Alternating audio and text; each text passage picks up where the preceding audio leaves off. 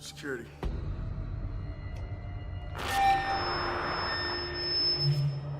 Attention, Twitter staff. Hey, it's Jesus. Please give me your full attention. After my recent ultimatum, those who could come to work but did not come to work, their resignations have been accepted. It has been determined that those of you who remain have the potential for greatness. All Twitter offices will soon be locked down and your passes disabled. Now, it is time to separate the weak from the hardcore.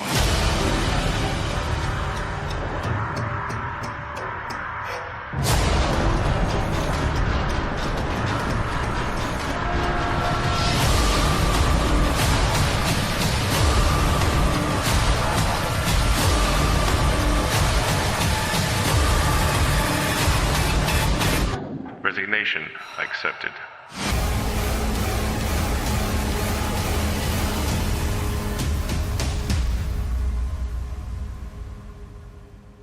Get some news about your wife. Oh, to hell with my wife, Witcher. We've got bigger concerns. Such as? You've spent your life hunting monsters, but the truth is we're the monsters, Witcher. Look at us, cisgendered white males warming ourselves in front of a roaring fire while marginalised people are suffering. What are you jabbering about? I'm talking about ESG, Witcher. Social justice. Look at my men. They're all whiter than you, Witcher, and that's saying something. Now listen to me, Philip. It's not Philip anymore, Witcher. I'm Philippa now. The bloody Baroness. That's right, Witcher. I've gone trans. I don't even know what that means. It means I'm a biological male, Witcher, but I want to be more like a woman. Like Dandelion? Exactly, Witcher. I knew you'd understand. No. They double vaccinated me and gave me 5 booster shots. Look at the state of me. But I'd do it all again. This is what we have to do to protect people. They gave my buddy 13 shots. He's dead now. You killed someone? Wasn't me. But then I'm just getting warmed up. Now, who wants the first jab? And the rest of you, why aren't you wearing your masks?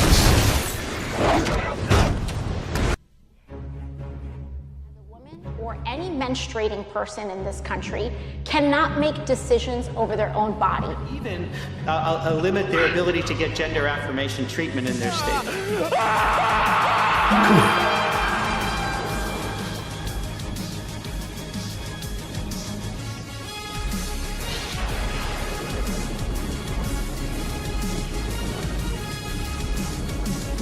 So when you think about it, there is great significance to the passage of time.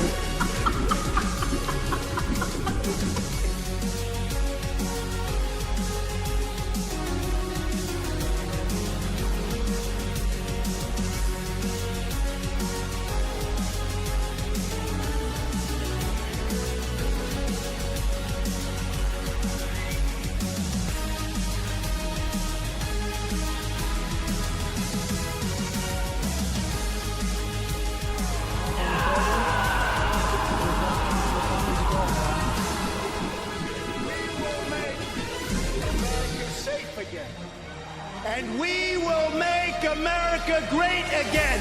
God bless you. I love you.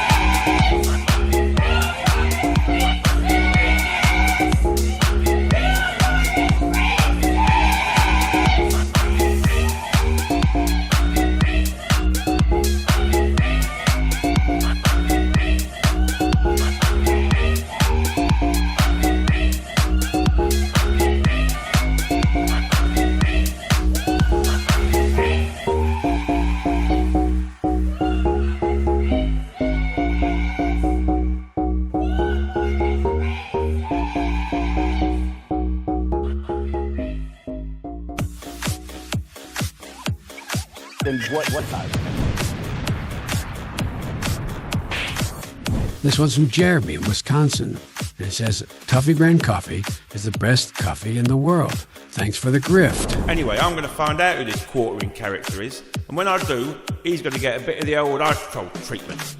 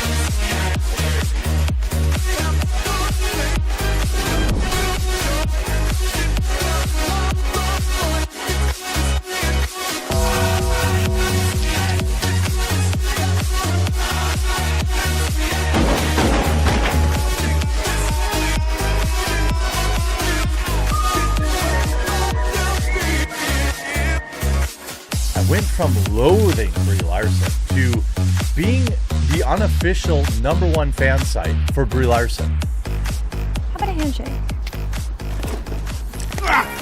You're going to give me your jacket, your helmet, and your motorcycle, and in return, I'm going to let you keep your hand.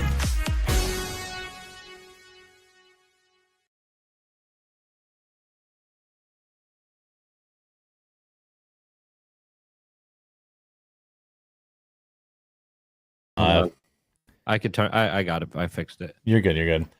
All right. Speaking of getting turned on, Luke Radowski is here today. Wants everyone to see his ring light, and That's right. Before we get into all the sadness, Luke and I are very sad today. I feel left in a position where we're just going to get left behind, Luke. They're just going to move on. That's what's going to happen. But before that, how is everyone's night? The depression in your voice is so sad. This is the sound of a man who is a sweet summer child just a few hours ago. And then he's had his hopes and dreams crushed. He's taken the black pill rectally. There is no coming back from this. The suppository is big. It's very big. You have to sit on it. It's not like it can even be. It's very painful. We won't be talking about Epstein for the whole time. This is how I know, Luke, that we're cooked, bro. Oh yeah. Even my own viewers are like, "Can you stop talking about Epstein?" And I'm like, "Oh, Huck knows you're sad. He's coming to I know. Thank you, Poppy." That's how I know. That's how I know it's cooked.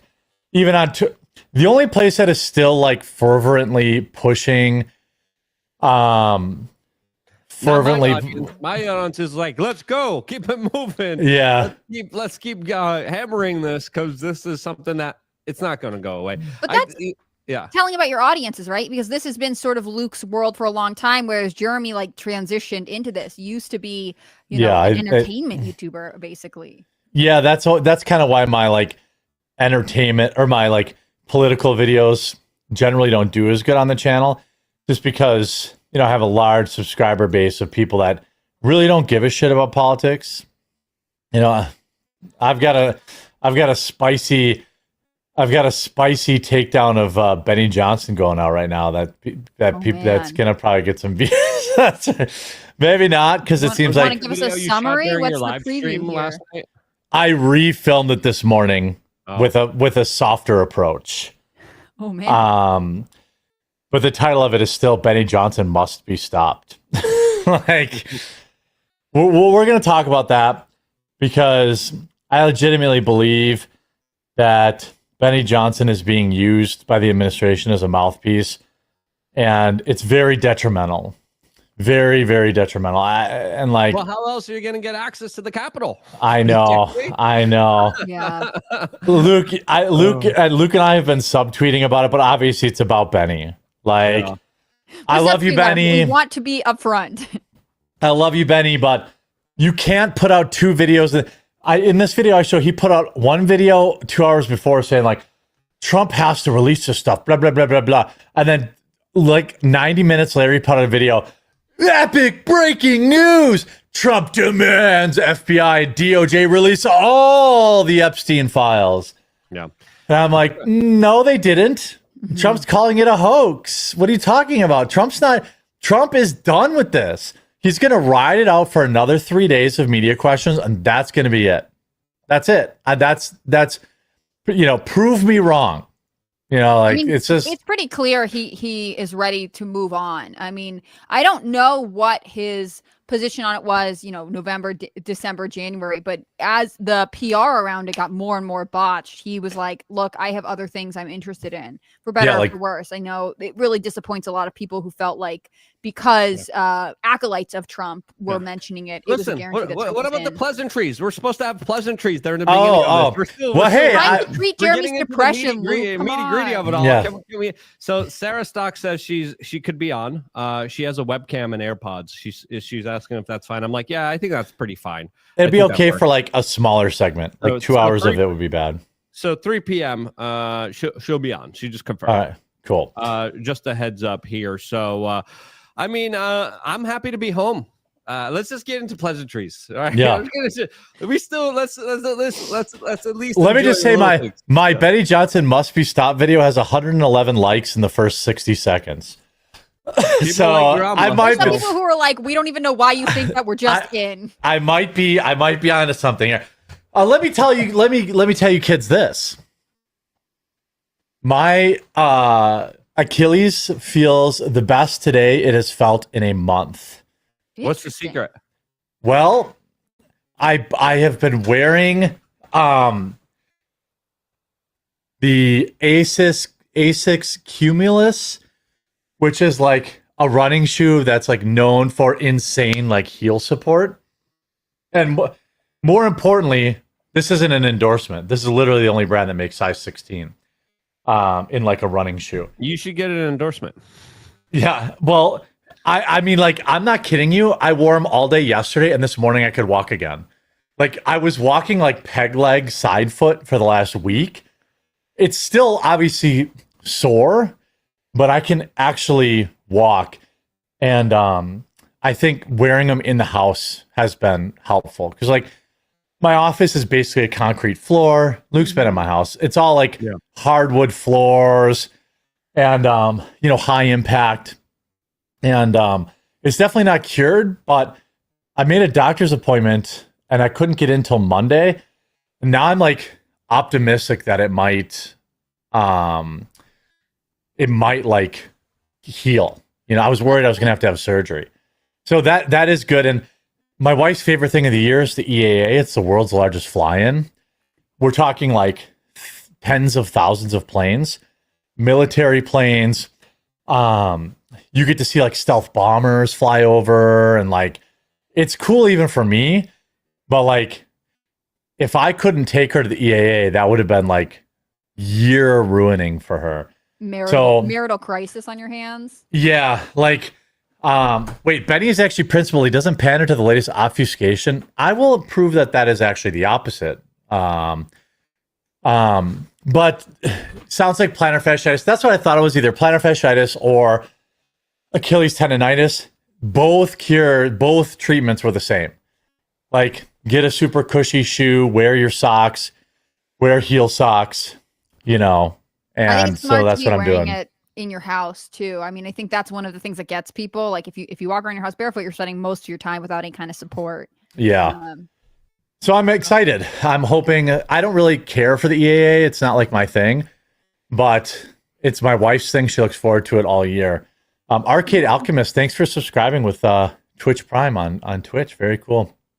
The EAA is something cool. Like, I wish Luke was here during it, because it's impossible to describe to people who haven't been there. Sounds fun. Yeah, and then twice a day they have air shows, and they'll do like simulated bombing runs with real World War II planes on like a big scale, and they have these like kerosene barrels on the field that explode. Like they'll do like a low pass and like fire their guns, and like it's really cool. And it's like my wife will go. She went for like a whole week last year, like camped out and like was at the show every day.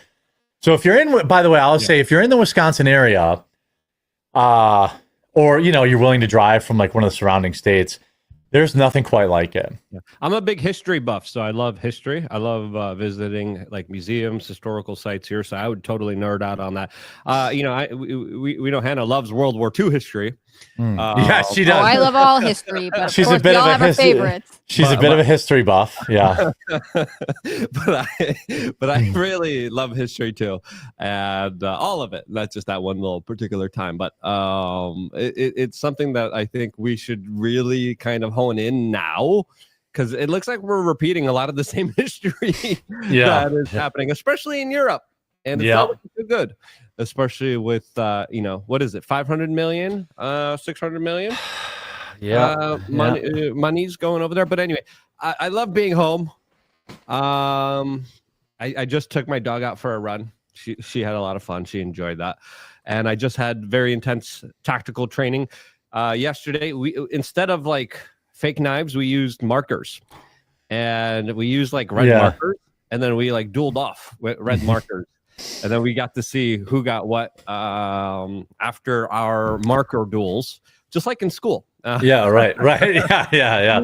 And it was a really fun training last night. That was very, very intense. It was a big exercise. I'm still exhausted from it. Like, if you ever want to feel exhausted, do a simulated knife fight with someone that's trying to mark you with red for about like 5 minutes, and you're gonna be gassed because you don't want to get markered on you.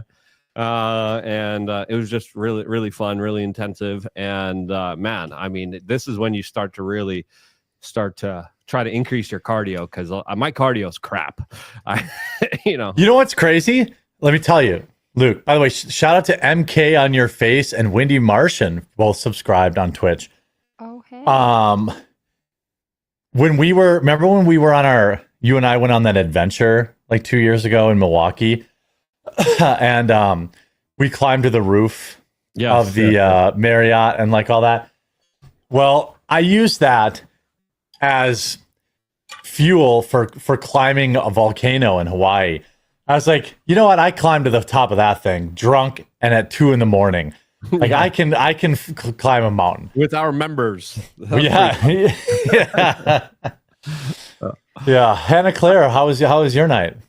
Oh, it was good. Are you guys getting the crazy weather? A lot of the country's getting this like heat wave plus storms and stuff. Yeah, we have tornado watch right now until like 7 o'clock tonight. I'm Florida man. We're used to this type of stuff here. All right. That's the thing. You're used to it. Everyone else is ill prepared. We have a flood watch right now, and I can hear a really intense thunderstorm rolling in. I feel like this has been the rainiest summer in a long time. Lots of thunder, lots of rain, and then when it's not, it's just like boiling hot, and you don't really want to be outside. Global warming. How are you a climate? Hoaxer? No, I was thinking about this, and like my whole life, I don't know if it's just the regions I've lived in, but it's like there are no back-to-back the same summers, except for when I lived in Texas, and it was just like super hot for most of the year and then kind of gray for part of the year. Like, in the rest of the country, I couldn't say, you know, one year like, wow, particularly hot. The next year, like, wow, a little bit cooler. Like, I don't know. It doesn't seem compelling to global warming if there's no consistency. Yeah. Shout out Mickey Knox, also subscribed with Prime. Yeah, by the way, if you have Amazon Prime, you can just go to the Twitch account and subscribe with it, and we get $5, and it costs you nothing. So it, you know, even if you just pop over there to throw us a Prime, like that's I don't know if you can actually say that or not, but if you have Amazon Prime and if you watch on Twitch, you can subscribe for free. So that's always kind of a cool thing. I don't know if you get the full $5. I'm not sure what Amazon pays out, but it is cool that, you know, it doesn't cost them anything. We have some messages on Rumble. Pac-Man said, good afternoon, Jeremy, Hannah, Claire, and Luke. It's been an exciting day here. Not only did Trump call me a stupid person for wanting the Epstein list, But we have tornado sirens going off. Yep, here in Wisconsin too. Mad Max says, will that wretched, loathsome, vicious, lying spawn of Satan, Adam Schiff, go down for mortgage fraud? No. Tyler Veitch says, Epstein files were destroyed in place with names of politicians we support, which would make it a hoax. Yeah, I wish that were true. That's not true, though. Why aren't you all signed up with Ben Swan's new media, Sovereign Media? Never heard of it. Never heard of Ben Swan. Do you guys know? Not signed up. Yeah. No disrespect. No shade. I just don't know what it is, and I don't know. And by the way, how would you know I'm not signed up with it? Quite frankly. But let's talk about some news. Israel, Hannah Claire's favorite topic, one of her favorite topics. You guys never listen to me. You always say my favorite things are nothing that I'm interested in. You think I want to talk about Israel? World War II in Israel. No. That's what you're always talking about. You're like, you guys think I want to talk about this? I have to talk about this. No one else is talking about it. That's what Everyone talks about it all the time. I just want to talk about stuff that's going on in America. Sorry, team. I know you want me to be our foreign correspondent or whatever weird name you were giving it, but yeah, foreign correspondent. Yeah. By the way, shout out to Chadman501, Devilish Rocky, Agent 667, and Al Grande, who all just subscribed with Prime. That's $20. Like, thank you so much. That goes a mile to supporting the show. So again, sorry, I didn't want to derail this your favorite topic, Hannah Claire, but Israel. You don't even know me. I'm gonna quit. Nah, come on. I'm too addicted to being bullied. Yeah, that's true. Yeah, that's true. Luke, I want you to take the lead on this. I know that Hannah Claire's more the expert on it, but it was some pretty interesting news this morning. Netanyahu loves his wars. It would appear he absolutely loves his wars. Why now exactly? Why is this?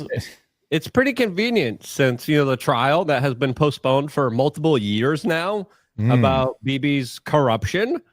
Yeah, also was just postponed because now his country is in another war. This after also a few days ago they just bombed Lebanon as well. So now they're bombing central Damascus. We're hearing reports that they bombed the presidential palace, that they're bombing the Department of Defense for the Syrian government. It looked like they bombed like a pretty they bombed like a pretty big building right in like downtown. Yeah, it's what it looked like. Center square of Damascus there. And here's the video. Yeah. يا شباب قصف جديد يا شباب قصف جديد ما بنهيئة الأركان خالص قصف جديد يا شباب قصف خطونا بسرعة.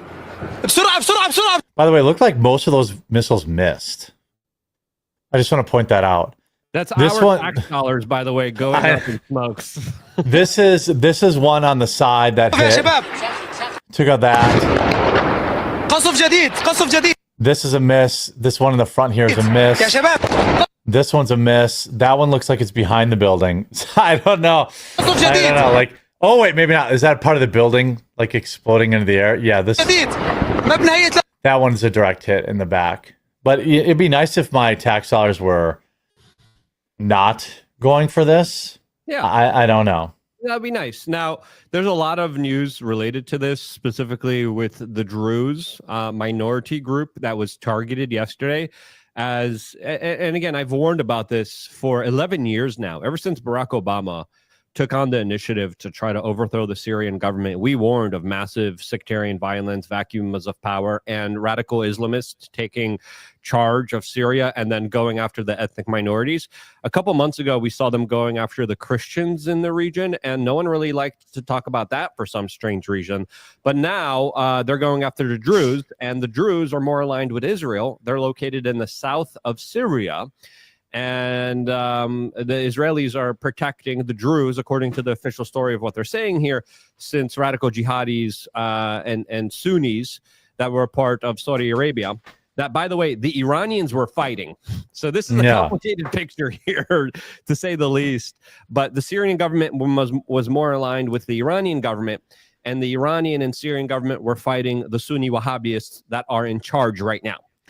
Those Sunni Wahhabists going after the minorities. Israel is saying, we'll protect the Druze. They didn't protect the Christians, but they protected the Druze that are located in the south and are more aligned with their kind of values. And the Israelis really like the Druze for some strange reason. Now, the Syrian government has been trying to normalize relationships with Israel and the United States. Donald Trump came in there and said, we're going to have diplomacy here. The Syrian government, under this new leadership, did allow the Israeli and American government to use their airspace to allow them to shoot down all the Iranian missiles that were flying over them. And now we're seeing a breakdown of this kind of diplomatic effort that was cheerleaded by Donald Trump that just recently ended sanctions against Syria. And now we have a full-on blown conflict that's unfolding in the region that we're fully paying for and allegedly saying no to, but the Israelis are allegedly doing whatever they want. Well, by the way, shout out to Molten Ryan or Unwoke Gamer on Rumble for subscribing up on Twitch too. Well, I mean, what do you think? I mean, it's hard to not say that Netanyahu's a warmonger at this point. Like, yeah, he understands the longer that the war goes on, the more he's able to postpone his corruption trial, which many people believe will be the end of him politically. It's a similar strategy to Zelensky, right? Who's saying as long as the war is in place, they won't hold an election, at which point I would have to leave my position of power. Right. It seems like people who are continually asking for U.S. aid are also dependent on conflict remaining in place for a number of reasons. Yeah, I think I'm pretty over Israel at this point. Like we just nearly went, or some people say, actually did go to war with Iran for Israel. Israel's bombing. I mean, didn't Israel just bomb Palestine not that long ago too? Like a couple days ago? Yeah, and Lebanon. Like at some point, I'm going to have to get my brand new keffiyeh from Amazon.com and be like, I mean, who's the bad guy here? It seems like they're continually bombing people. I guess I don't know. Do you know their justification for this one? Should be thrown to alligator Alcatraz for wearing keffiyehs. Yeah, I know. Friedman 1978 subscribed on Twitch too, by the way, and thanks Grape Jelly as well for the bits. I'm willing to go at alligator Alcatraz apparently. I don't know, like. Is what are they eventually for questioning the Epstein story? I know, right? I might as well let's just get right there. Have they given a justification for this? Like, this is not like a terror target. This is like a government building. It looks like. Yeah, well, this is their message to the Syrian new government. Hey, stop attacking the Druze. A couple days ago, I saw these like horrible videos of the Druze being like massacred because they are ethnic minorities and having their like beards cut off, humiliated, tortured. So this is their kind of response saying, hey, the Druze are aligned with Israel. They're in Syria. They're an ethnic minority. Back off them right now or we're going to bomb the crap out of you. And this is them bombing the crap out of them. Oh, so this is them issuing the find out phase. And some people make the argument that this like religious minority should be protected, but I'm making the argument that none of this would have happened if it wasn't for the United States, Israel, and Saudi Arabia engineering this coup d'etat, as of course Bashar al-Assad allowed a lot of these ethnic minorities to live in peace. Christians, Jewish, Sunni. I feel like Luke, you may have done a video on this today. Have you done a video on this? I literally just did a video about this. So. Yeah, like you are dropping all sorts of weird, hyper-specific things, and I love it. Plus, I've been studying this for 20 years. So, yeah. Yeah. I mean, I don't know what the PR... I mean, yeah, we overthrew the government and created this problem. So now we are going to fix the problem by greenlighting these bombings, which, of course, Trump did greenlight. Like, I have now been red-pilled, black-pilled, purple-pilled, whatever it is, on like Bibi's just doing whatever he wants. Like Trump probably knew about this. Yeah. Like, and I don't know that he necessarily like, explicitly signed off on it, but I just want to not have like, maybe Israel just needs a different leader. It'd be nice to get rid of Netanyahu and see what a different person might do. They might be worse. I don't know. Like, Look, it's always a gamble. Nice if we had the democratic process kind of played out in a way where a corruption trial would actually move forward, and the people of Israel actually were able to not be held hostage by this constant war state, and an individual who knows that he can only remain in power if wars continue. And I warned about this 2 years ago. As soon as October 7th happened, massive protests before that against Bibi Netanyahu, massive amounts of Israeli people on the streets saying enough is enough. We need to hold this guy accountable. He's been in power forever. He brought us the Iraq war. He brought us all. They were marching in the streets, right? Like before this war with Palestine, the Israelis. This is why I'm always so sensitive about like Jews aren't Israel. Like Jews were marching in the streets. They wanted Netanyahu out. By the way, shout out to Java Daily. For some, look at all the Prime subscriptions we're getting on Twitch. That's so kind. Oh, we're about to become a Twitch dominant podcast. I love Look, Twitch it's don't know what to do with us. It's a free way for people to support us. Yeah, and great. I don't, and like, we don't get that many members. Well, right now we're on our YouTube channel, which isn't monetized yet. So, and by the way, only like 260 people came to the live stream today, and normally we have at least 1,000. So not everyone has moved over yet on Quartercast. That's clearly true. So that'll take some time, but we'll see. I don't. Prime Power. Yeah. The strikes that you saw, that you played the video of, were the Syrian Ministry of Defense in Damascus, and you said that they missed. They didn't. They were meant to send a message because the Israelis are saying that they were 2 warning missiles. And okay. But they hit the building. That one hit the building. That they struck the gate of the Ministry of Defense building, which you're watching being struck right now in the That's not the gate. Look at the explosion. Yeah. It blew out every window. I'm just saying what the Israelis are saying. Oh, so you know what? To be fair, though, it didn't do any real structural damage. It blew out the windows, but it doesn't look like the building collapsed. There's already reports of hundreds of people being injured. Again, a lot of those reports early on.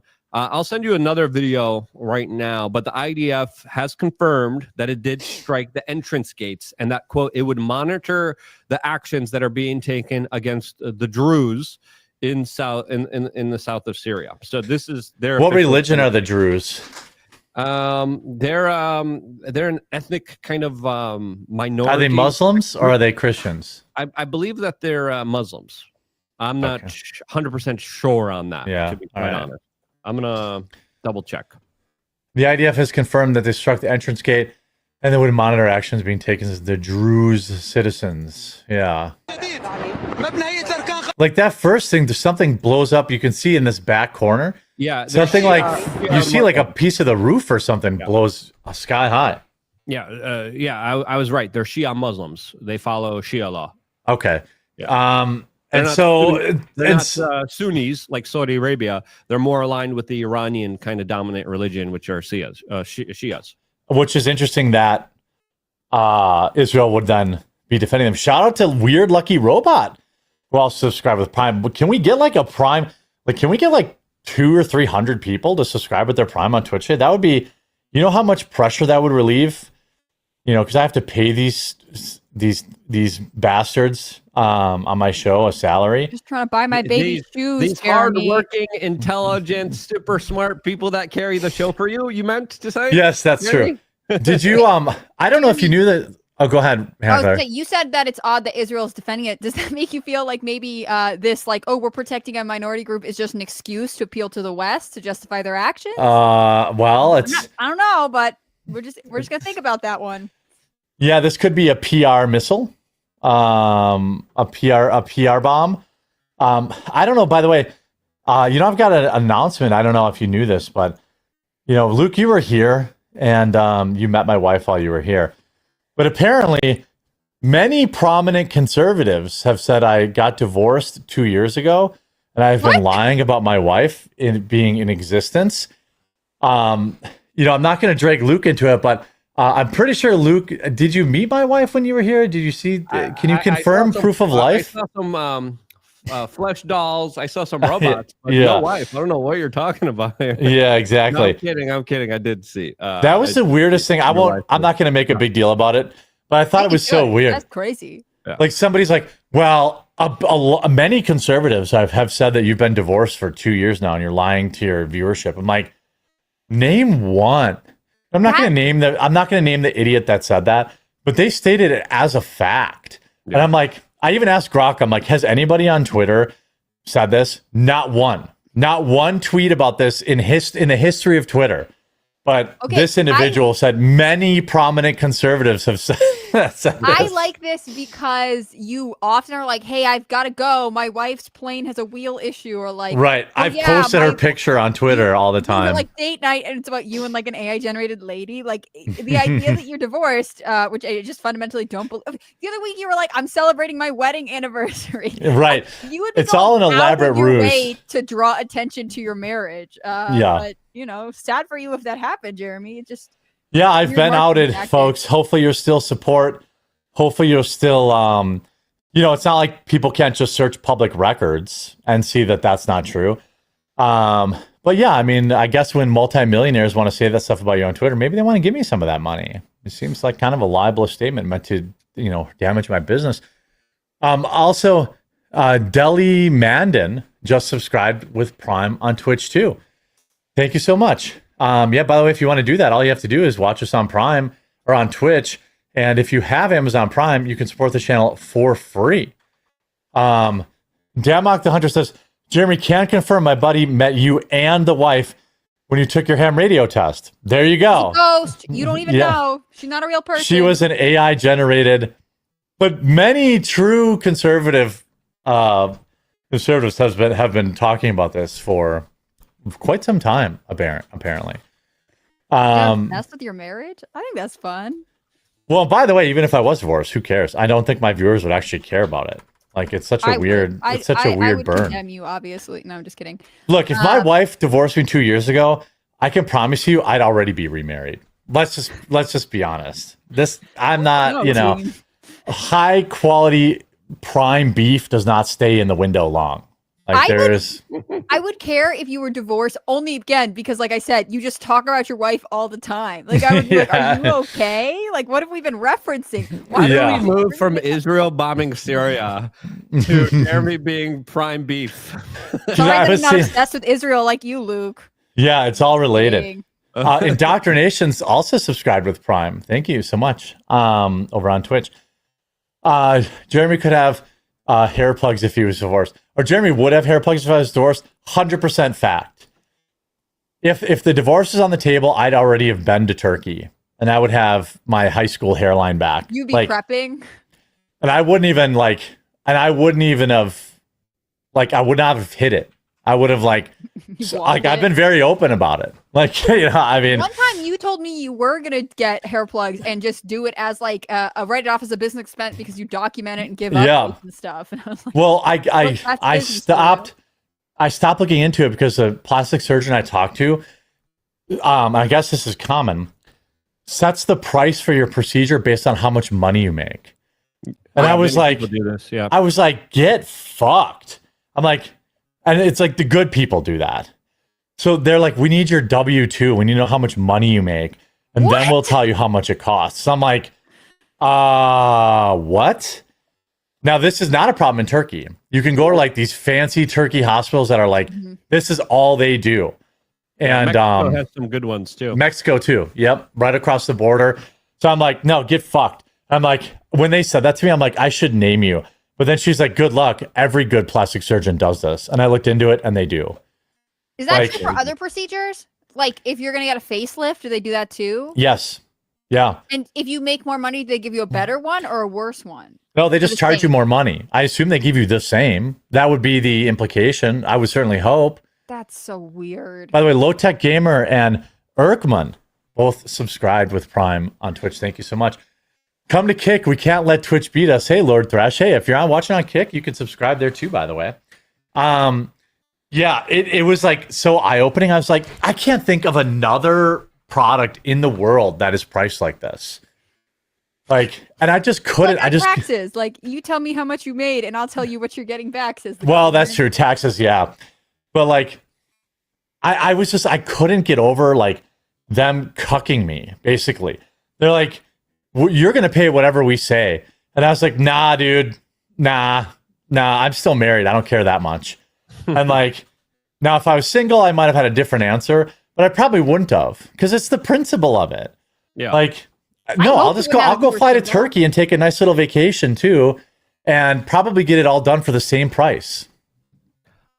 And I'll probably get some other stuff done while I'm there. I mean, I've been really interested. There's a couple different like travel vloggers that I'll like check in on their content from time to time. And they mention like, oh yes, we intentionally go to, I think it's Singapore to get all of our medical stuff done. Like the idea that the Americans are pricing it and it makes more sense to get medical care abroad is kind of fascinating, especially. Yeah, it's cheaper, quicker, more effective, and there's more of a care to your overall. It's more like a spa treatment too. Yeah, like and it's not like you're in a hospital. They don't treat you like trash by price gouging you. Yeah, an amount of money just for basic procedures that you have to beg for to take. They actually, because I got some healthcare done in Mexico, they actually do give a damn about you, and they actually look at your medical history and your medical records, and they actually do try to help you out and not just price gouge you for their own benefit. And it's pretty sickening what they do here. Yeah, it's I've never. We won't dwell on this, but as a man, I was like, well, I'm just going to lose my man card if I just let you charge me whatever you want. Like, this is crazy.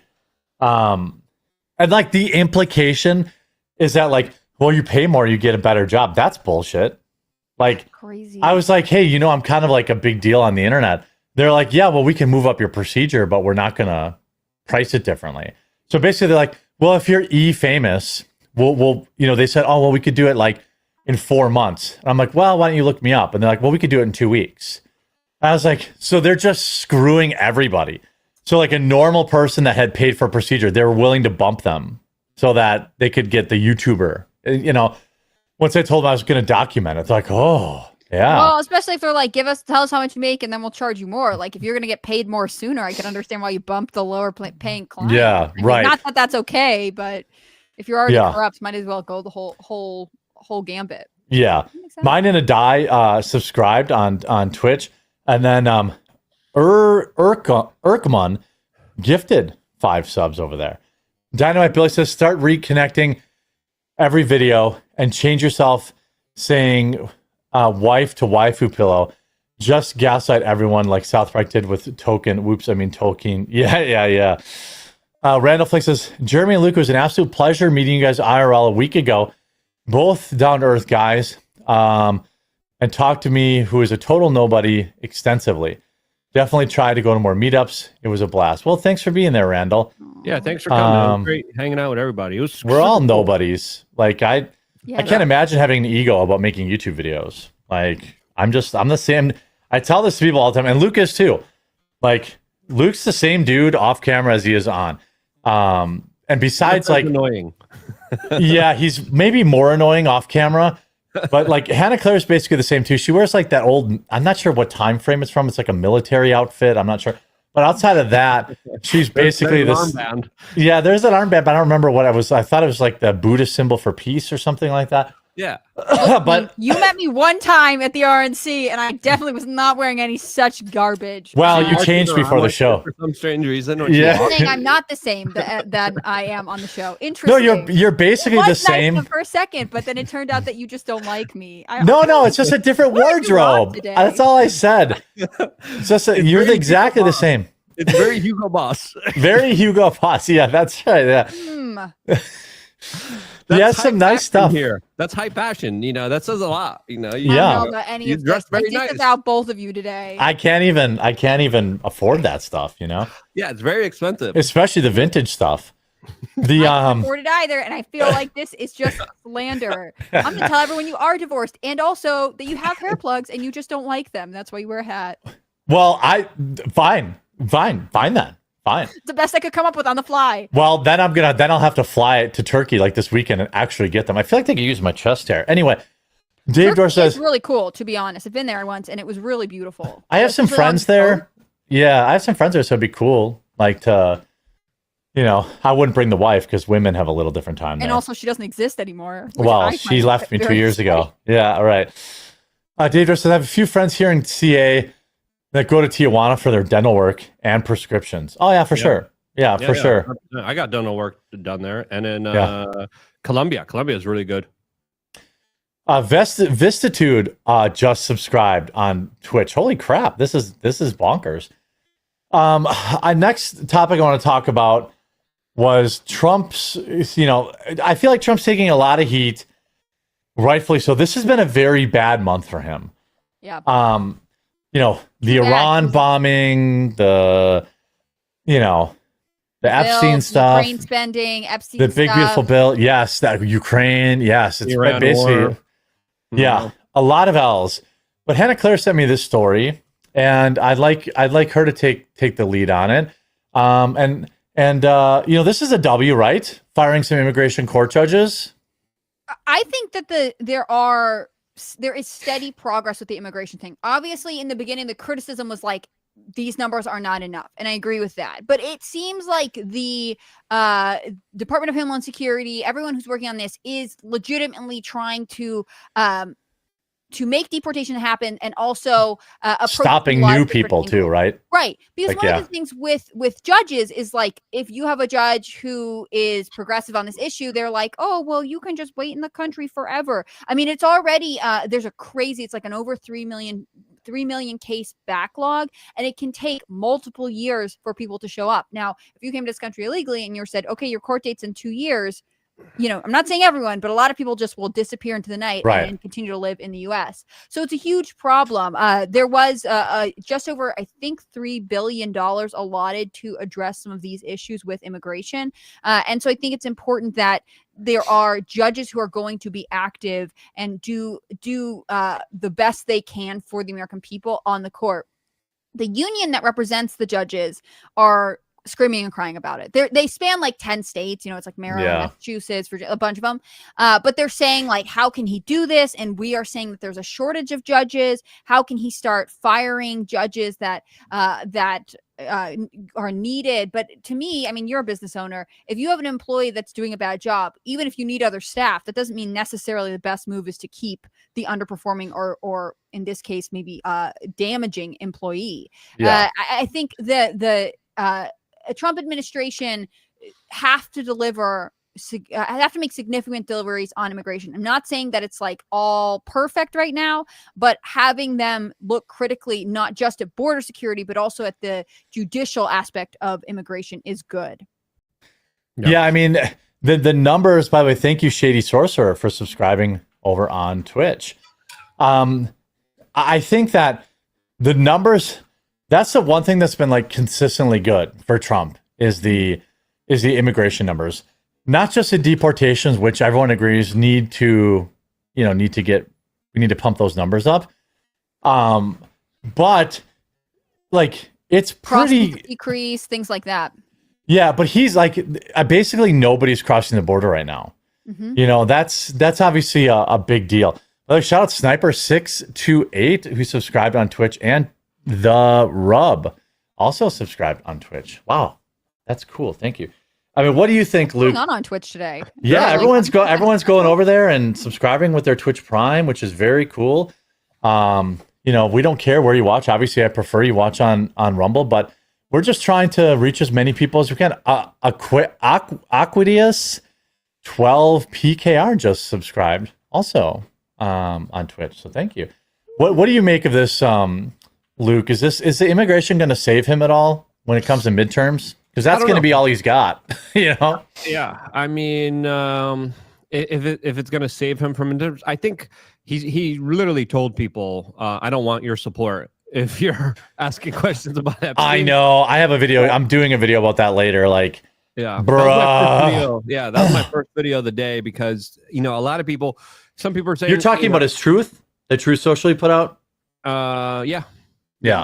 I saw Tim and Viva Frey talk about this. I don't know what, but they were like, "Oh no one's going to go for the Democratic Party." But I get that. But more importantly, just people are just not going to vote. People are disillusioned. People are angry. They're going to abstain, especially in midterms when Republican turnout sucks. Yeah, they're like, okay, Trump wants me to come out, but like, it's not the same anymore. Mm-hmm. Now, this firing of 15 judges that were appointed under Biden, it's coming during an interesting time because they're just finishing their 2-year probationary term, which means that they could be fired. So, of course, Trump is firing them, and this is very kind of political here. I know there are talking points that are going out saying there's absolutely no one crossing into the United States. That's not true.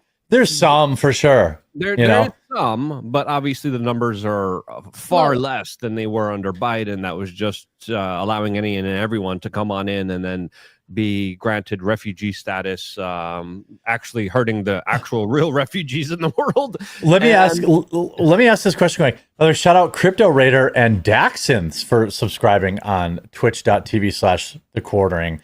Very, very cool. By the way, if you have an Amazon Prime membership, you can back us for free there. What do you make? I honestly have to admit, it's probably too early to tell, but I am definitely like, if Scott Presler calls me and is like, hey, do you want a door knock for Republicans for the midterms? I don't feel as excited about doing it right now. But like, is it the Republicans' fault or is it Trump's fault? Like, part of me, I'm still going to go. Both of them. Yeah. Well, but for me, though, like, we both know Trump is the one who's holding back the Epstein list. Yeah. But the House Republicans are voting no on disclosing it. Well, didn't the House Republican just come out and say that he wants Ghislaine Maxwell to testify? Yeah, that was the Speaker of the House, Mike Johnson. But again, he promises a lot of stuff. And we have to remember when politicians move their mouth, they're usually not telling the truth. Yeah. So he says, yeah, we want Maxwell to testify. Yeah, we want the documents released. But the Republicans in the Congress and the Senate keep voting no on bringing it to an actual vote. Thomas Massey just proposed the bill to do that. And guess what? Republicans are probably going to vote no on it, too. What bill did Thomas Massey do? He introduced the bill that would release the documents from the Epstein saga. I mean, we're going to talk about, I wanted to save the Epstein thing kind of for when we had the full panel, when Sarah's here too. If you want to save Epstein, can I jump back to what you're saying about midterms? Yeah. Go ahead. Oh, I was going to say, the challenge right now for midterms, in my opinion, is that these types of totally reasonable debates among people who supported Trump, like should the Epstein list come out? Is that our top priority? What's going on with immigration? Is it enough? There's sort of a combination of what's the ideological direction of the movement created by Trump, but also questions about the efficiency of the administration. So in some ways, I think the midterms are going to be interesting because it's a divide between where is this going? Trump can't run again. So not only are you picking basically who's going to carry this forward, but you're also picking but then what are our key issues? Like if Trump brought immigration to the forefront, which he really did, with his first term, you have RFK, who I think is doing, there are headlines about what RFK is doing with Health and Human Services. He's quietly doing good work, right? He is quietly chipping away, and you actually are seeing companies respond to it. I don't know that he would suddenly become the Republican presidential nominee, but it might impact how people who are running as Republicans during midterms choose to position themselves. Instead of talking about immigration, maybe they're going to talk more about, what's in your food, what's in the water, things like that.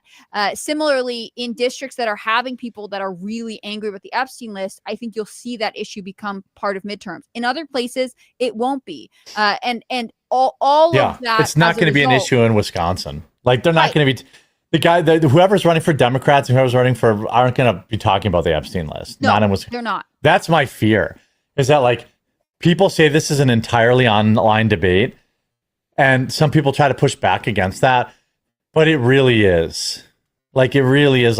If I went man on the street, if I went to my local bar tonight and I was like, man, that Epstein list, I might get whoa, that's crazy. But I'm not going to get I'm abstaining from midterm elections because of it. Right. Like that, normies are not that upset about it. And a lot of people who are super upset about it probably don't even vote or aren't from this country anyway. Like it's easy to get gaslit by X, because you think, oh, all these people are of voting age and they must be from America, when they're just quite frankly not. I'm going to grab this quick. Let's read some viewer comments. Those are always good. By the way, shout out to Swuff8383, who has subscribed on Prime. Yeah, if you like Twitch for your viewership, you can support the channel for free over there, twitch.tv/The Quartering. Greatly appreciated. It helps. Like if we had 1,000 Twitch Prime subs, that would like pay for my staff, which would be really nice. That would be really nice. Cool.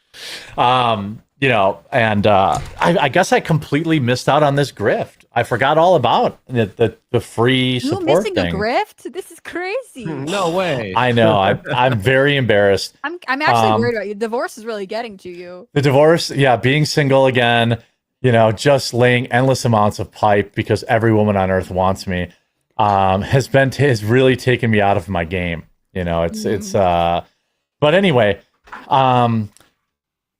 there is a super chat from More Complete. My wife is Filipina, legal immigrant, been here 15 years. We renewed her green card this year, but we were giving a 20-month wait. Should be 2 weeks. That will force a visa oversight and become illegal. That's actually a huge problem. Yeah. Yes.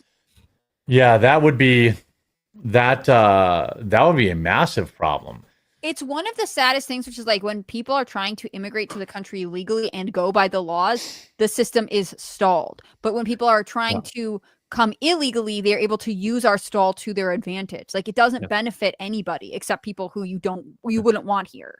Or if you write an op-ed about one country criticizing their foreign policy. Yeah, you get pushed to the front of the line. Yeah. You get deported even though you're following the paperwork and the process and doing everything legally. Yeah, I don't know how Hannah Claire maintains that blog. But Bizach 420. Blog. I don't understand why you bring it up. Hey, it's a daily read for me. Bizach 420 just subscribed on Very Twitch. spicy. Thank you. Yeah, it's super spicy. Chronic Dream says, smart, beautiful girl surrounded by nerds. Well, thank you. I didn't know if you guys would embrace my transition, but thank you here. Well, I guess I don't have any super chats to read from YouTube because we're not yet monetized. But we're creeping back up to like 300 on YouTube, and I think by tomorrow we should be at 400 or 500, and then I'll make an announcement about it, and then we'll be back up to our regular numbers. Did I hear that thunder through your mic, or was that different? I thought I heard thunder coming from Hannah Claire's mic. That's me petting Atlas. Thunderstorm. Oh. Like there was lightning. I was like, my internet's going to go out and Jeremy's going to think I just got taken out by some country. With some sort of space laser, right, Hannah Claire? Hey, be nice to Taiwan. They're doing the best they can. Shout out Strife Time and Zero Emblem 83 who subscribed with Twitch Prime. Very cool. To fuck another new YouTube channel. Well, Luke kind of convinced me that, I don't think he's wrong. That, because I had converted Midwestly to Quartercast when it had like 50 or 60,000 subs. And it was a lot of people that weren't interested in the live stream. And so I decided, well, let's just put the live stream on a channel. And let's see, what the click-through rate is like. Maybe YouTube is more likely to recommend our live stream, recommend our videos if it sees, hey, this channel's got 1,000 subs, but like 80% of them are interacting with their videos versus, they've had 75,000 subs and 5% are interacting. Bretling. That's the hard thing about this job. Like you have to publicly troubleshoot. It's not like behind, in some office. Wait, Bretling subscribed with Prime. Who did I miss? Bredacious? Did I miss one? Yeah, Bredacious. I got you. Thank you for subscribing with Prime. Very cool. Luke, do you need the link or can you send? I already sent it. You okay. said 3 p.m. So. Oh yeah, it's 8 minutes from now. Yeah. Why don't we do you guys tell folks where to find you, where to follow up on your content. Ladies You first. can find me. Thank you. You can find me on YouTube and Rumble. I'm Hannah Claire B. I do news, commentary, cultural analysis, and I'm also on X at Hannah Claire B. So it's all the same handle. Thanks to those of you who have already subscribed. Thanks to Jeremy for keeping us around, even though we cost him money apparently. Look, all these Twitch Primes coming in at this rate. Shout out to Twitch today. Big shout out to Twitch keeping us afloat. I'm pretty sure it's Rumble viewers who are just like, hey, I can help them out. But that's fine. I don't care how you're doing it. It all helps. Yeah. And I'll be back tomorrow for Estrocast, which I love. Melanie Max on there. So come back at 2 p.m. Eastern for that. Oh, do you know who's going to be on tomorrow? Oh, I've heard who's going to be on tomorrow, unless it's changed from yesterday. No, Milo Yiannopoulos is going to be on tomorrow. So all the girls will be on tomorrow. So come join us, just as girls. Yeah. And in between, go subscribe to my channels, Hannah Claire B. Thanks to you guys who already checked out my work. Luke, tell us about your beverages. I am causing massive amounts of problems. I have a lot of very powerful people telling me to shut up, and I'm not. Especially on twitter.com/Luke We Are Change. I'll put it in the chat so you guys could see all the spiciness that I'm getting up into. I'm also on Instagram at Luke We Are Change. I sell tea now. We just re-upped on our tea. We haven't gotten any yet, but thanks Jeremy for the connect and helping me get into this line of business. We sold out of the peach tea. We only have lemon ginger left, which is great. It's organic. It's super good for you. And by getting the tea, you support us. And now when you buy it, you could buy all of our products. You could bundle it. And the tea is really, really great. We reduced the price a little bit there, made it a little bit more affordable. And when you get the tea, it's going to be something you guys are going to really like because it's microplastic-free tea. And there's a lot of microplastics in people's private nether regions. And I don't like that. I like microplastic-free nether regions. Me too. And as a recently single man, I prefer that in my women too. Yeah. I mean, now modern women should have microplastic-free testicles. And if you agree, get the tea on wearechange.shop. Yeah, someone in chat said my wife loves the peach tea. Indoctrination saw that. Also, Midnight Rain subscribed. It looks pretty ominous outside here. I'm kind of glad we're getting our thunderstorm that just went over me. Yeah, and I'll just say, you guys, you already know where to find me if you're watching now.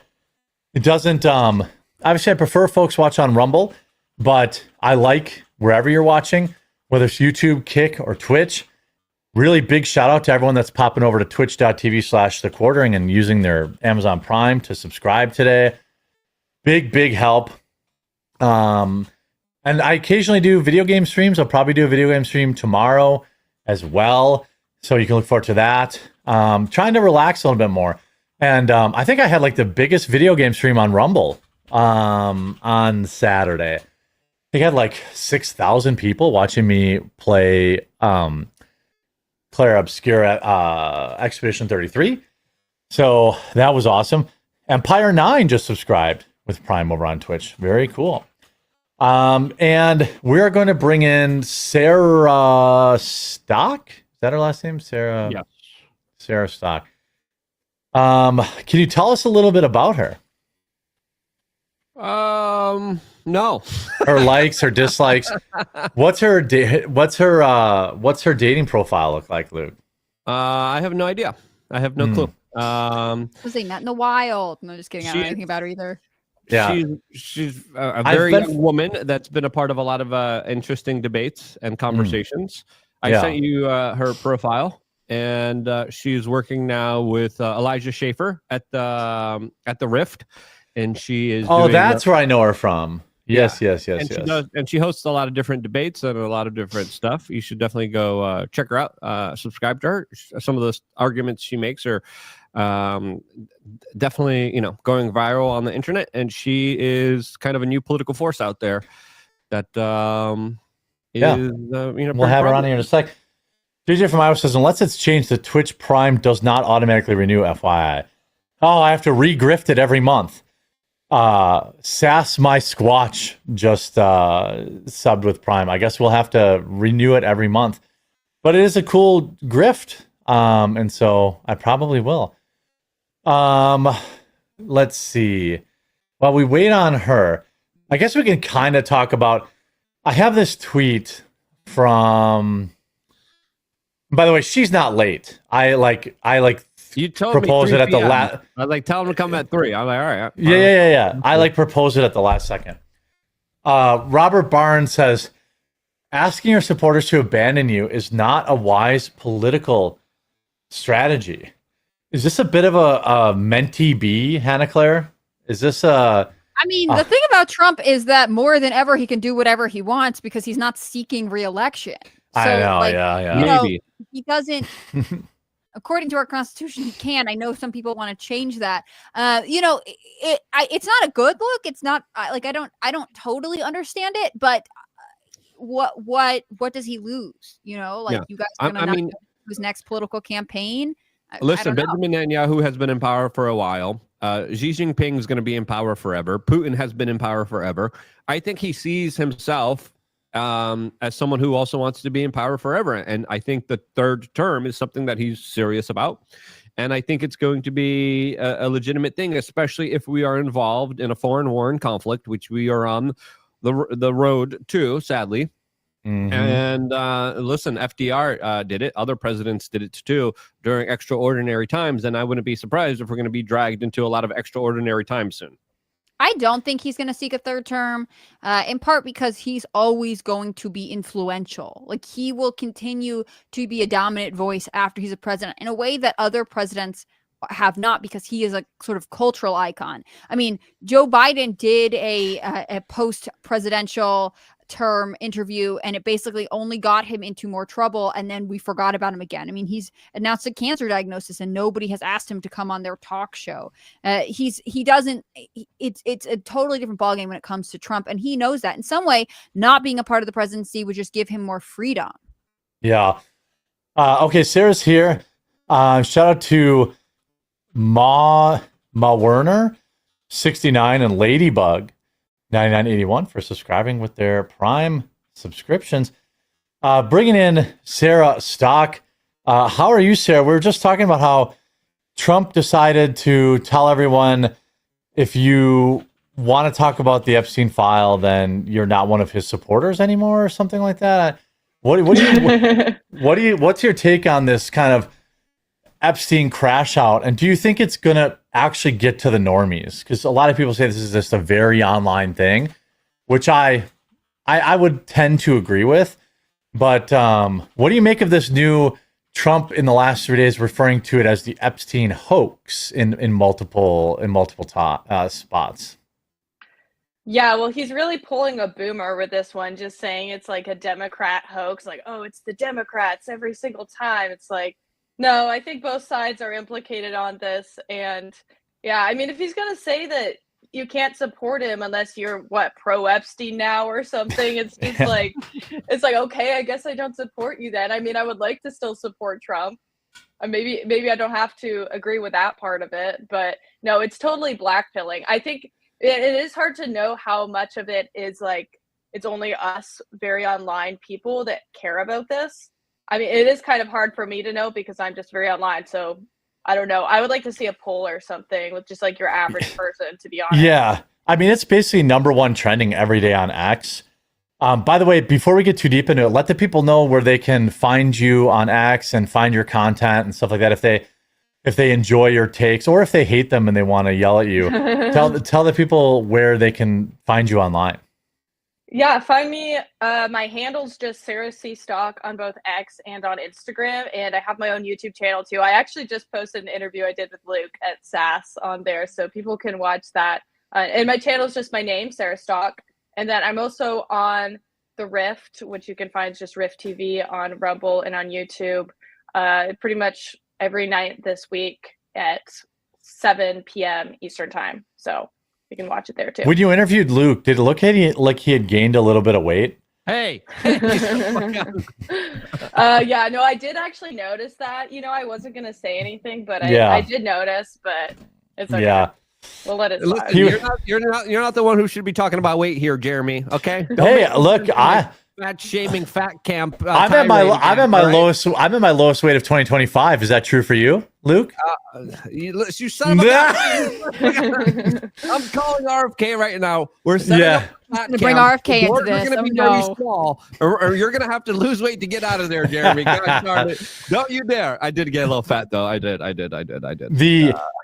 But so I'm just gonna we're gonna go down the line here, in our kind of official Trump Epstein disaster. I'm gonna let Luke lead because I'm sure he's got a lot to say. But what do you make of the last 48 hours? It's like there's been a clear, I feel like all the people that got the binders, they got the same communication from people and said like, all right, we're moving on.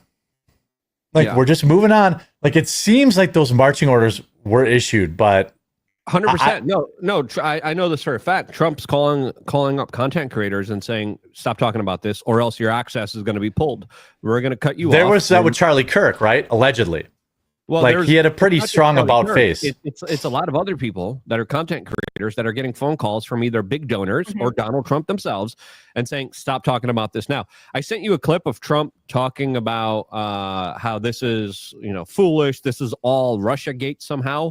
And again, I called out Russiagate when Russiagate was happening. To the point everyone knew that was fake. I had my channel demonetized when I was calling out Russiagate. The Washington Post called me a Russian fake news asset, right? And I stood behind President Trump during Russiagate because that was a real legitimate thing.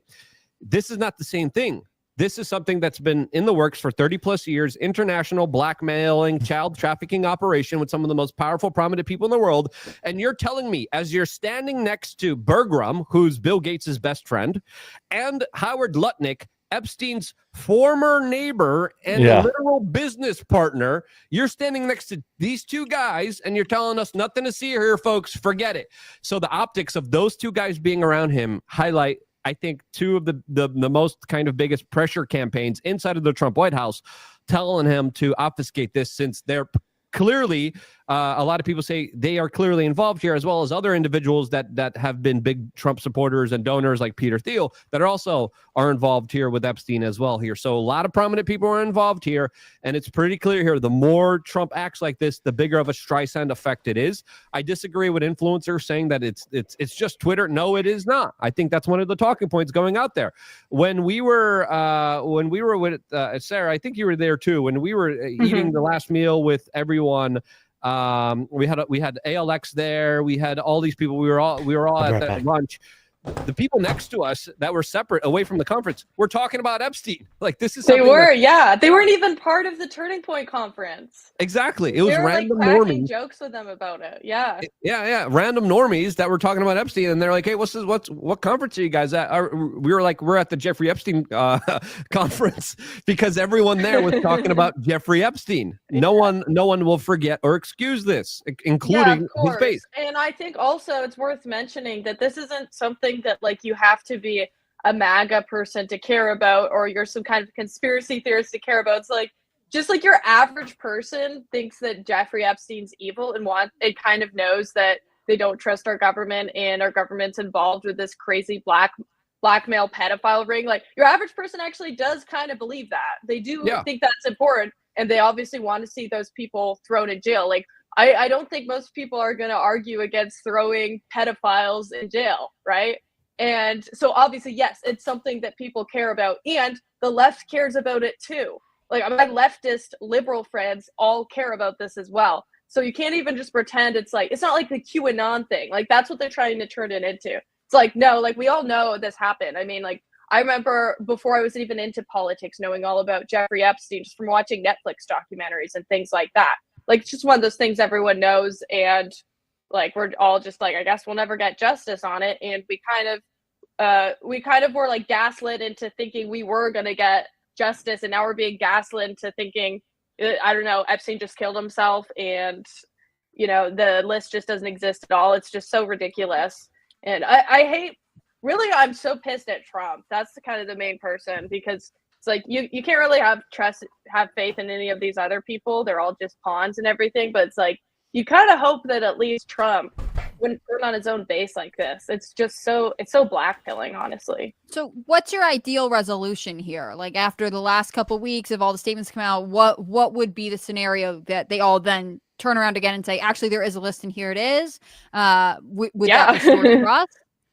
Oh, yeah. I mean, they have the opportunity to make it right, dig deeper into it. And we were talking about this last night on The Rift. We were talking about the fact, like, you know what? Maybe there is a good reason why they're not releasing it, such as maybe the list that they have was doctored in some way by the Democrats and people are on it that aren't actually guilty or something. Or, you know what I mean? Like, there could be some reason why they're like, oh, shoot, like, maybe we don't want to release this yet or whatever. Why don't they just be transparent about that?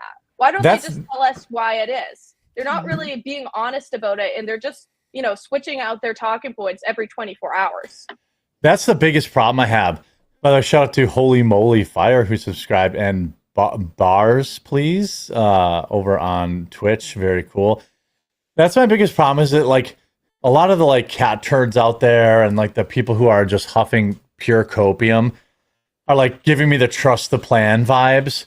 And they're like, well, but there's a reason, you know, prosecution takes a while. And this is, it's like, but Trump has never said that.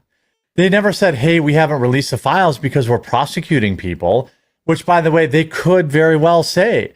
Like, there's nothing stopping them from saying, hey, you know, if it were true, what I would have said was, yeah, we're going through the file with a fine-tooth comb right now, and we're looking at, you know, pressing new charges against people, so we can't release it right now.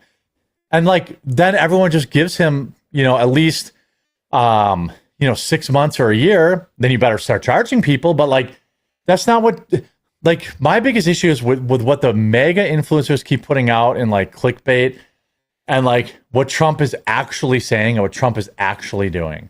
Yeah. Trump is actually saying it's fake news. Trump is actually telling people to stop talking about it. And his sycophants, by the way, and I love Trump. Okay. I'm talking about like the cultists. We're talking about like a very small group of people. But like, those people are like, no, Trump's gonna release it. I mean, like, I had like a little mini meltdown last night because, like, you know, one of the biggest personalities in the space, Benny Johnson, put out a video that stated as fact, look at this, Trump stuns political world, calls for DOJ and FBI to release Epstein files, and then it says, quote, give them everything. He fucking didn't say that. He fucking didn't say that. This video has 800,000 views already in 24 hours. And I'm like, Benny, like, and by the way, I watched the video. Of course he didn't say that. Nobody's watching this closer than Luke and I. We're just making stuff up now. We're just making stuff up now. Right. It's just pure copium. We're just like pretending. We're like, wouldn't it be awesome if Trump said this? And then just like, yeah, so he did. Like, that's just so delusional. It's wild. Right, 800,000 views. So I put out a video this morning, and I'm like, "Yo, Benny's out of pocket. Like, he's just lying in this video." And like, crazy. And then like, my video is gonna get 70,000 views. You know what I mean? Like, I can't defeat it. I can't. Like, Moist Critical puts out a video about the Epstein list, completely uneducated, gets 7 million views. Like, Luke puts out a video about it. One of the most well-read people on it, he can't break 100,000. Like, I'm getting so frustrated in the information war. Like, Trump is just going to brute force this. He's just going to have all of his little, you know, binder people, you know, change the narrative, and that will be the narrative. I went to this video. I single it out because I'm like, wow, he must have gotten a bunch of downvotes and a bunch of people saying, what, he didn't say this. Nope, not a single negative comment in the whole comment section. Not a single person saying this is crazy clickbait. Not a people, you know, nothing. Everyone's just like, yeah. And I'm like, what? He didn't say that. They're like, we did it. He's finally, Trump's gonna do it. Yeah. Right. We're just so cooked. We're cooked. Right. It's over. This Epstein file thing is over. People realize just like how stupid your average person is. Like, not even to sound rude, but it's like your average person will just see that and be like, whoa, I guess that's true. I'm not even gonna read the article and like move on with their lives. Content creators out there who might be interested in the Epstein issue. They might not be, but they can see that it's trending right now. So they're going to put out thumbnails and titles that will direct people to click based on whatever narrative they're most interested in. I mean, what there people is want to hear. Yeah. Right. I mean, just that's an opportunistic way to operate. I'm not saying it's with integrity or it's not what all creators are doing, but I think there are some people who are saying like, I could say what happened, or I could say it this way, but if I phrase it in the most pro-Trump light, I know this video will do well. And that's not really something that Luke is going to do, or it doesn't sound like something Jeremy's going to do. Yeah, I can't lie. I can't say, hey guys, it's all going to be hunky dory. Trump's going to do the right thing. And I mean, Trump's calling us weaklings. Trump is. He says we're stupid and we fell for it, hook, line, and sinker. Yeah, that's Trump's own words. Yeah. I just put up an image. I think you should play. You should put up the image that I just sent you. But there's a road to redemption, and it's pretty simple and it's pretty easy. Just all release Trump the files. Has to do is say it's in the private chat. I get it. Yeah. All Trump has to do is say, okay, I'm going to release the files. If there's a hoax in there, I'm going to tell you what the hoax is. Right. And the people who did the hoax and people who lied and hid information, we're going to arrest them right now. And we're going to criminally charge them. And we're going to hold them accountable, just like they held me accountable, just like they arrested me. I'm going to make sure that we're actually going to do this a right way. And we're going to take your concerns seriously, because this is something that I promised you, that you voted for, and that I'm going to stop gaslighting you about. And here's the information. And here's the powerful people that are implicated here that deserve some scrutiny and should be held accountable. And now we'll have charges pressed against them if they did hurt children. Let's bring in the victims. Let's release all of it. Let's go. That's what he could do. And then the world would be a lot better. And I think it was James O'Keefe that said, would the world be better if we get unredacted information or redacted information? It's pretty clear here. The more honesty, transparency, and accountability we have in government, the better government works for us. Now that we have this, we understand how the government works and has always been working, and it's being run on blackmail and child extortion and trafficking. And that is sick, and that is a system that a lot of people don't want to be a part of, and a lot of people will just move away from and never vote again in their lives because of this situation. There's people in the chat saying, where was all this energy during the Biden years? And it's like, I don't think anyone had any hope that Biden never said he was going to release it. Epstein files. Yeah, exactly. Trump's promised us this, right? His FBI, Dan Bongino, said this was going to happen. Cash Patel said he was going to release it. Cash Patel said he was going to turn the on her desk. So yeah, that's why we're and also because Trump's like our guy, we're gonna a little harder on him. He's gonna work for us.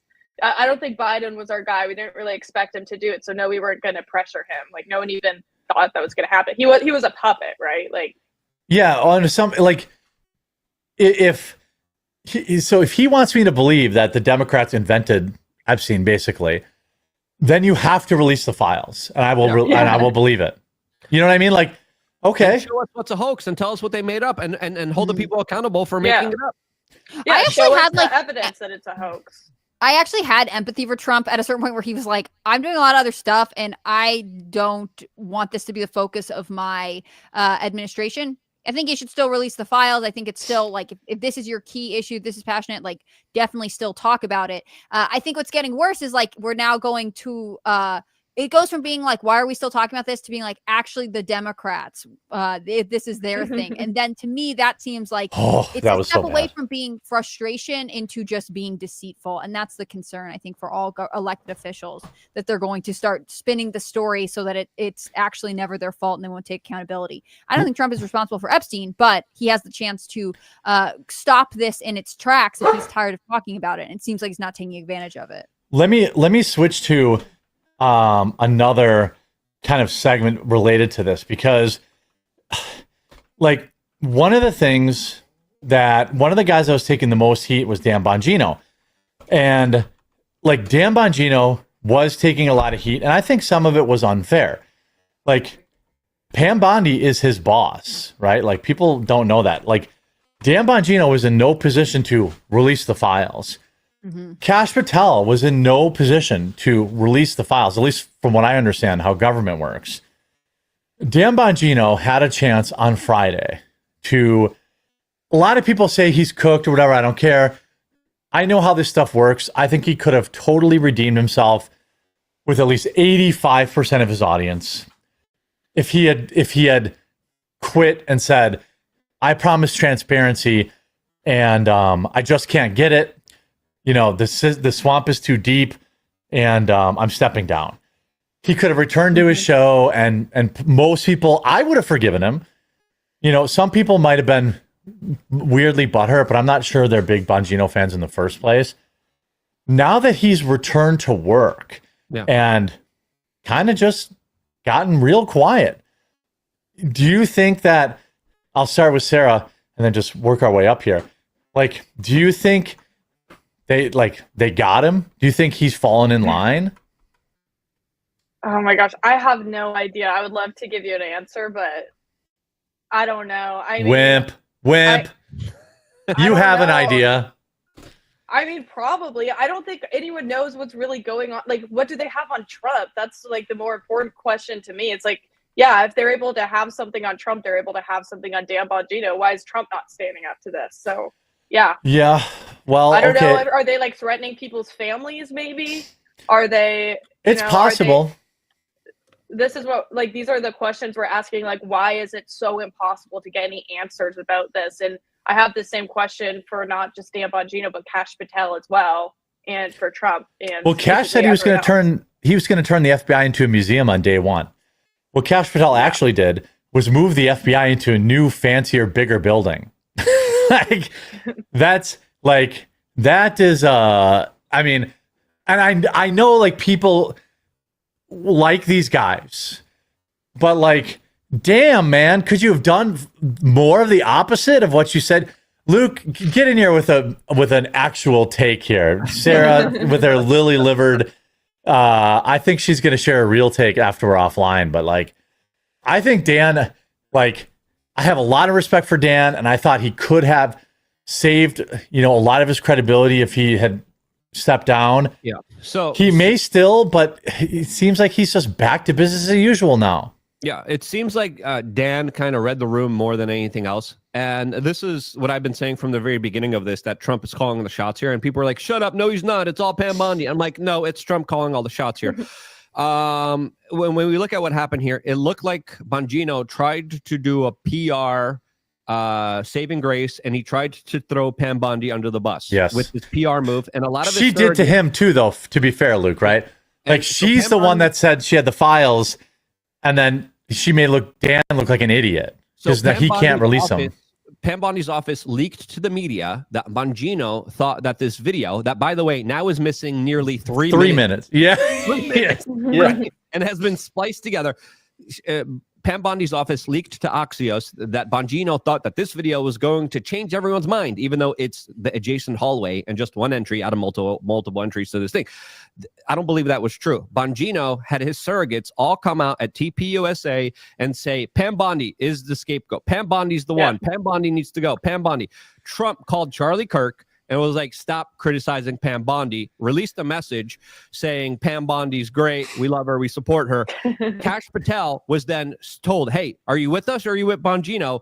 Now you need to also fall on the sword. And he cucked too. We want you to post on Twitter how you love working for me and how this is all crazy conspiracy theories. And Kash Patel was like, okay. Now the rumors are speculating that Bongino is on the outs, and there's a huge on war, and no one from the White House is talking or interacting with the deputy director of the FBI. I just sent you a clip right now in the private chat that I think is worth looking at here, because I think this is the timeline of events that people need to look at.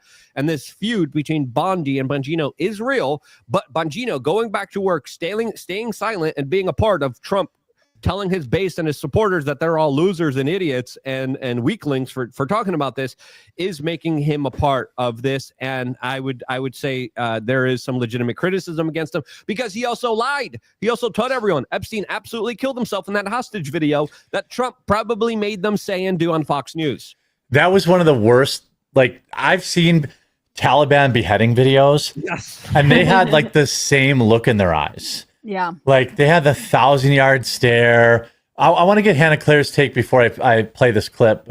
What do you think?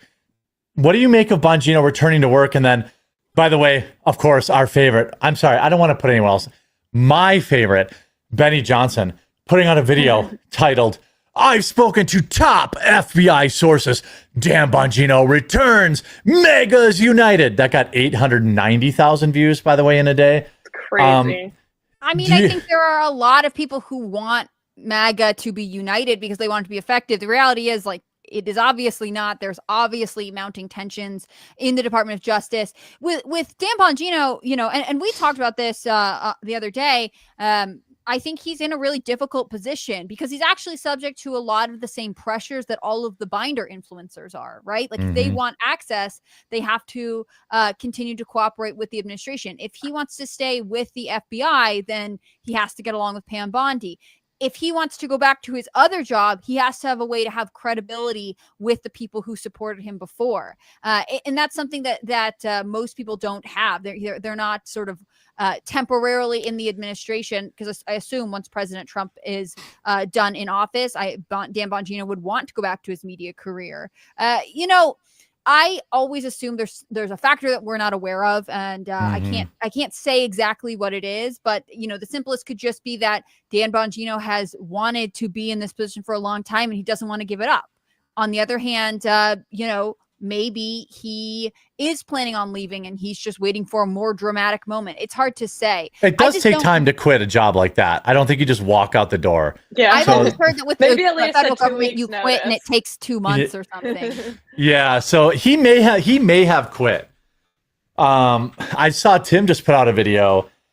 Tim's been relatively balanced on this. He's had some boners that I've shared some laughs with some people about, who, with this whole Trump's going to release it, Trump's not going to release it.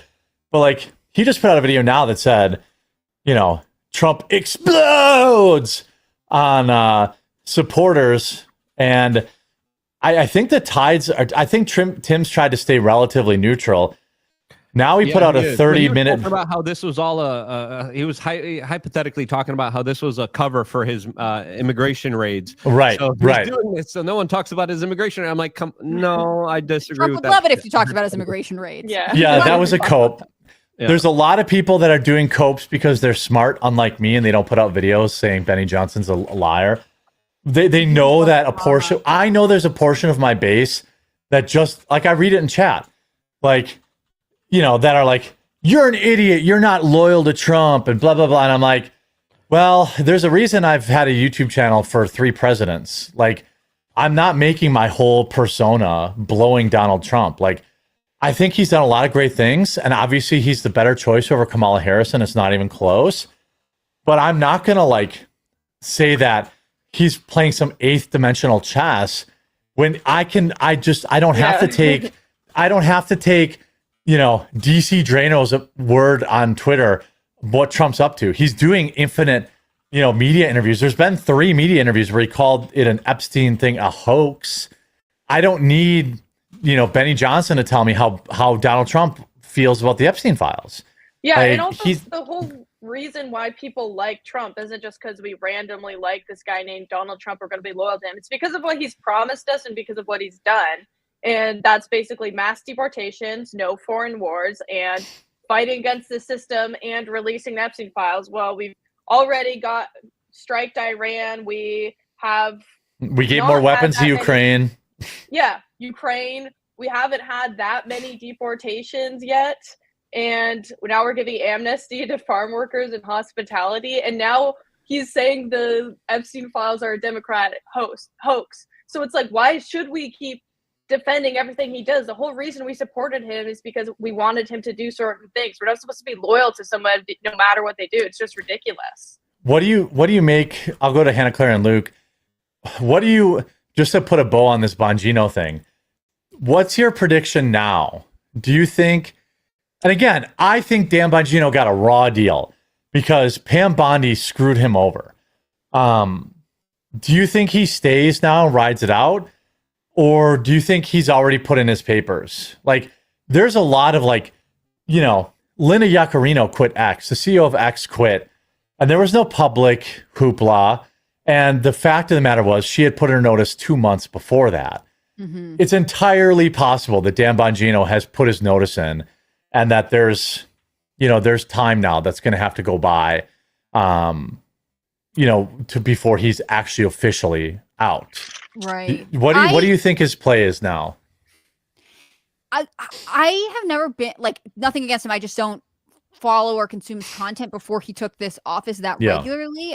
So I feel like I'm not well versed enough on his personal ambitions to say. Part of it is I think if you're going to leave behind a successful media career like that, you probably do have some sort of call. Now, whether it's to power or to service, I can't say.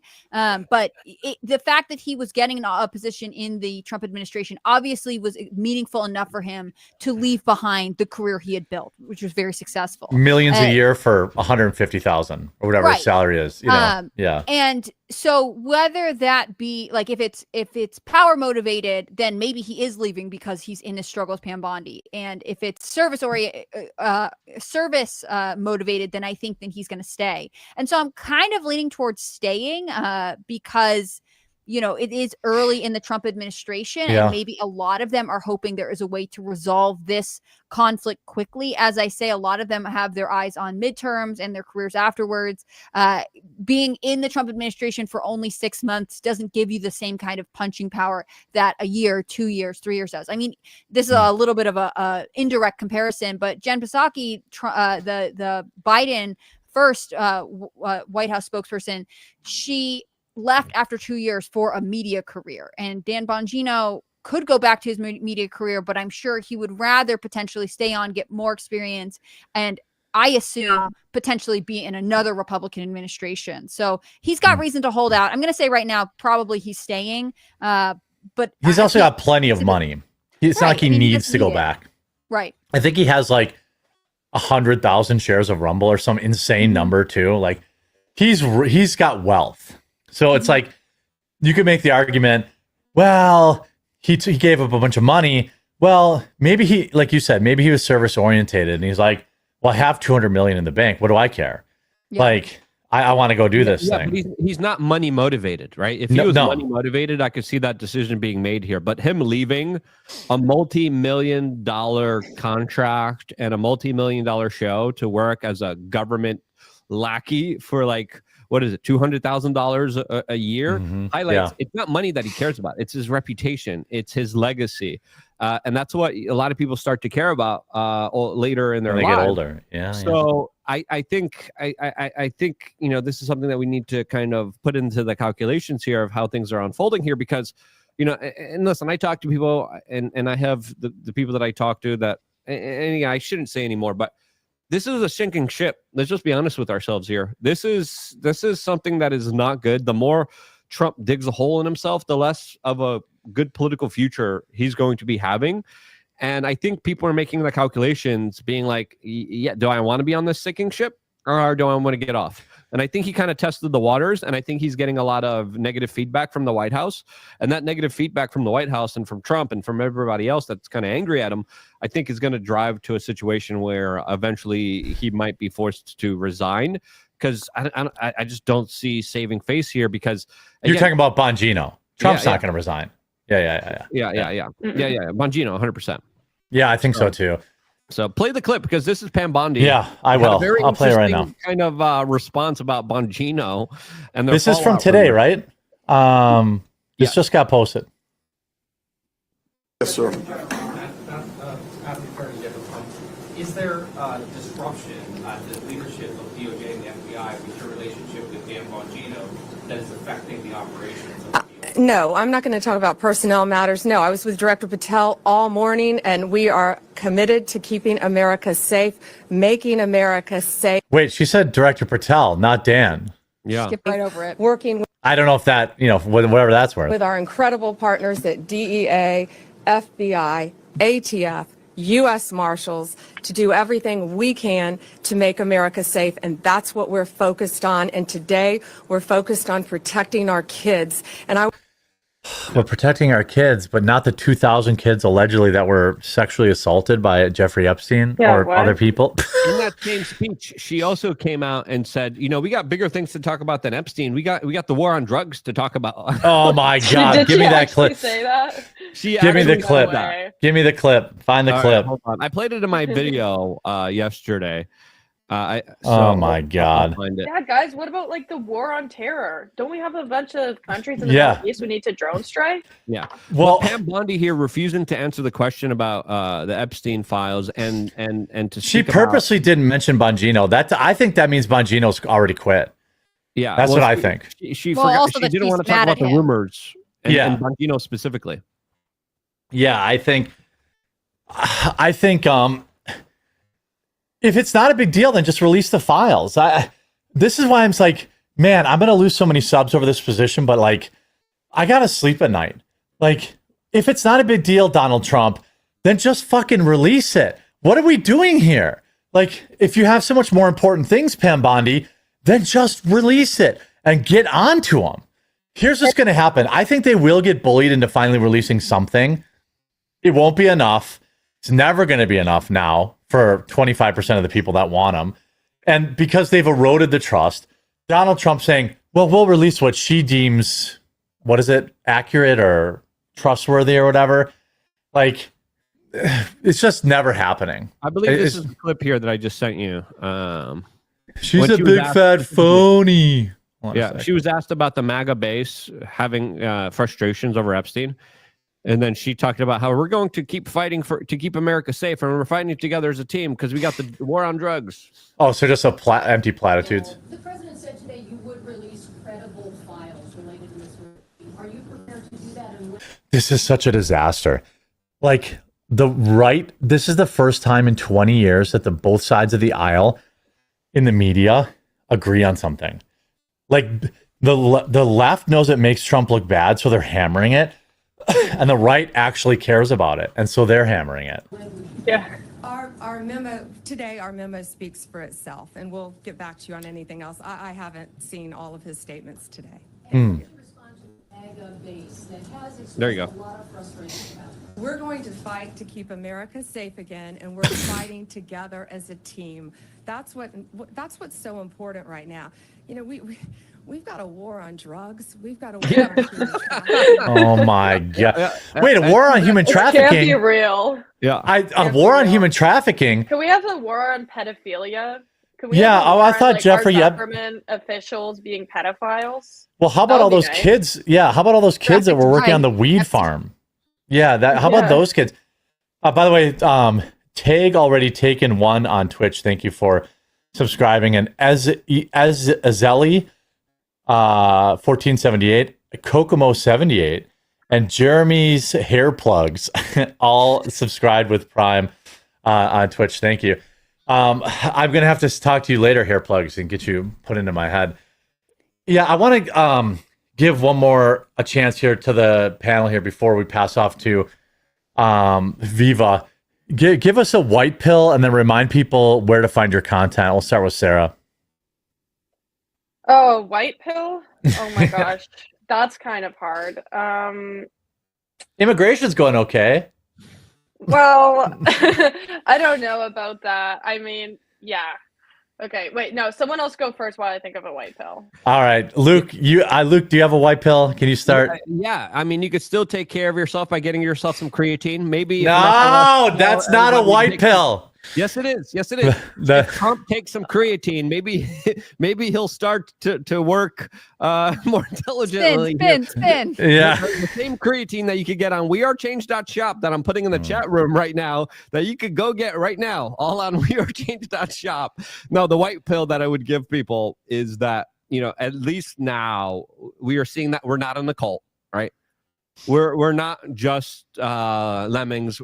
I think we are seeing a mass awakening of people actually realizing how politics works, and I think the wake up is very real. It's not a good wake up, but I think the wake up overall, long term type of trajectory, if we're going to be forcing white pills down people here, is that I think people now realize exactly how the system works. And they're going to look for solutions outside of the system in order to help themselves, their communities, their neighbors, their people. So I think that's one of a good white pill. That's a white pill, and that's if I talk about that type of stuff. I work really hard on youtube.com/wearechange. I just released another video about what just happened in Syria with Israel bombing them. I'm going to do another video about Ben Shapiro. His takes here are awful. So they're legendary. Yeah. That's going to be the next video. But subscribe to my YouTube channel. I'm working really hard on there, and really appreciate all of your viewership and all of the attention that I do get from you guys. Anna Claire. I don't know if it's a white pill, but I will give you a distraction. This is a headline I just saw come up. Harry Potter star Emma Watson banned from driving for 6 months after speeding offenses. Apparently, she's been arrested for speeding 4 different times and now is not allowed to operate a car. Oh, so, you know, women, am I right? Well, feminists, am I right? They're Yeah. always telling men what they can or can't do, and I hope she had a female judge. You can find my work on YouTube and Rumble. It's Hannah Claire B. I'm also Hannah Claire B on X. I do some news analysis, some cultural commentary. I'll have another video up in a day or so. And yeah, I'm just grateful to everyone who tuned in today, who's coming with us as this channel shifts channels. This show shifts channels, I should say.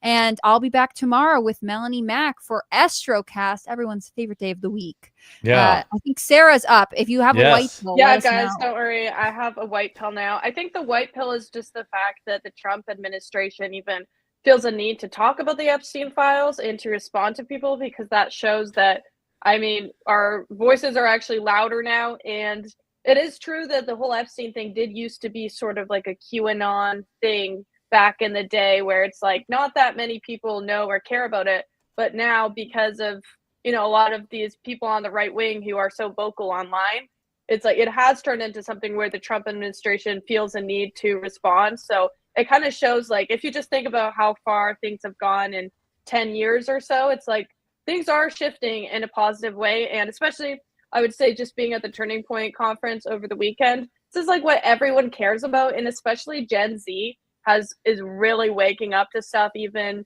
just Israel's infiltration and the possible ties with Mossad and all these things. Like, Gen Z totally cares about that. They're not just brainwashed like the boomers are. They're actually able to think critically.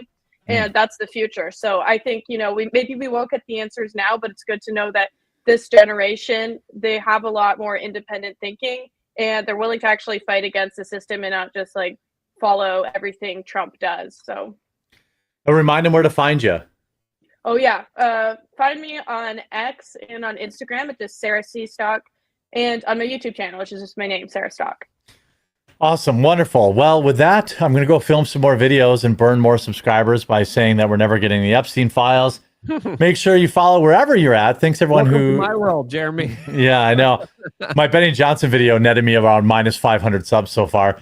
Don't care. Every word I said is true. Call saying be nice to Benny Johnson. I don't pick up phone calls from DC numbers anyway.